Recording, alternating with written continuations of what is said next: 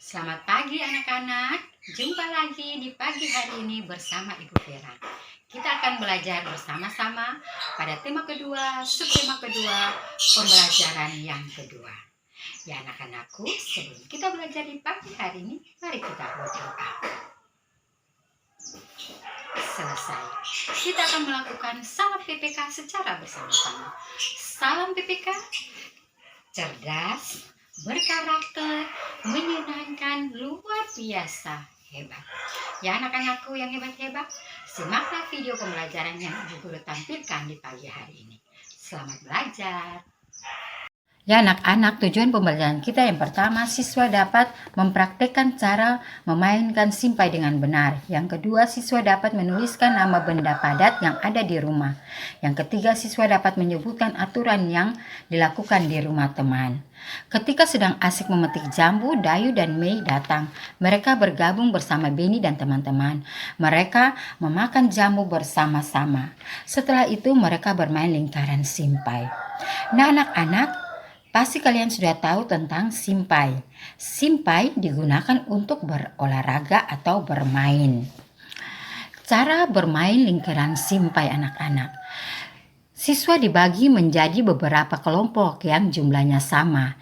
Ya, kalau satu kelompok 3 orang, maka kelompok lain juga 3 orang. Masing-masing kelompok berdiri membentuk lingkaran. Salah seorang siswa memegang simpai dengan posisi simpai di atas kepala. Setelah ada instruksi dari guru, siswa memegang simpai memberikan simpainya kepada teman yang ada di sebelah kanan dengan meliukkan tubuhnya ke kanan. Penerima simpai juga meliukkan tubuh ke kiri dengan posisi tangan di atas kepala. Kemudian dengan gerakan meliuk ke kanan, penerima simpai memberikan lagi simpai tersebut ke teman yang ada di sebelah kanan. Kegiatan dilakukan berulang-ulang hingga simpai kembali ke pemegang awal anak-anak. Jadi ini harus berulang-ulang anak-anak. Kelompok yang paling cepat menyelesaikan instruksi menjadi pemenang. Jadi itulah permainan simpai.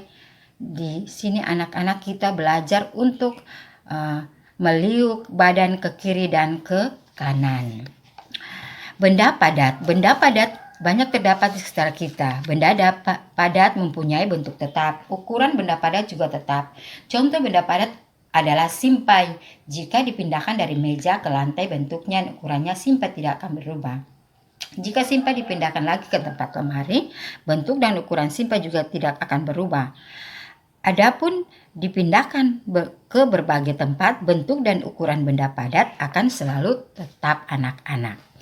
Ya, di sini kita akan menjawab pertanyaan. Bagaimana bentuk benda padat?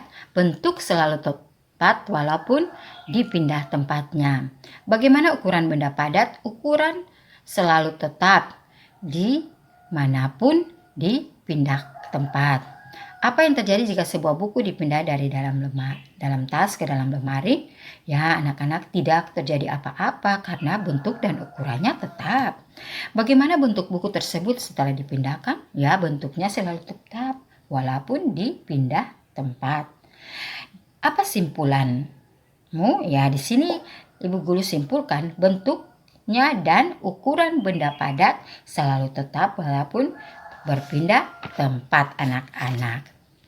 Pernahkah anak-anak bermain di rumah teman seperti yang dilakukan Beni? Ya pasti pernah anak-anak. Pasti menyenangkan kalau kita bermain di rumah teman. Bagaimana sikapmu ketika bermain di rumah teman? Ya, kita harus sopan ya. Dan saat bermain di rumah teman, sebaiknya mematuhi aturan yang ada di rumah teman kalian. Karena aturan itu membuat hidup kita akan teratur anak-anak. Di sini contoh peraturan ketika bermain di rumah teman. Meminta izin sebelum mengambil mainan. Tidak curang saat bermain. Merapikan mainan setelah selesai bermain. Tidak masuk kamar teman tanpa izin. Masuk rumah teman dengan mengucapkan salam. Bermain jangan lupa waktu. Berpamitan kepada orang tua teman sebelum pulang ke rumah. Dan meminta izin jika pergi bermain. Ya anak-anak, itu adalah aturan di rumah teman kalian. Nah, Di sini kalian bisa berikan tanda centang dan menunjukkan mematuhi aturan dan tanda silang untuk sikap yang tidak menunjukkan mematuhi aturan. Kita lihat yang pertama, sikap yang pertama. Memasuki kamar pribadi orang lain tanpa izin. Berarti anak ini tidak mematuhi aturan. Kita memberikan tanda silang. Yang kedua, mengetuk pintu dan mengucapkan salam ketika datang. Ya, bagus. Ini dia sopan. Dia sesuai dengan aturan, kita memberikan tanda centang.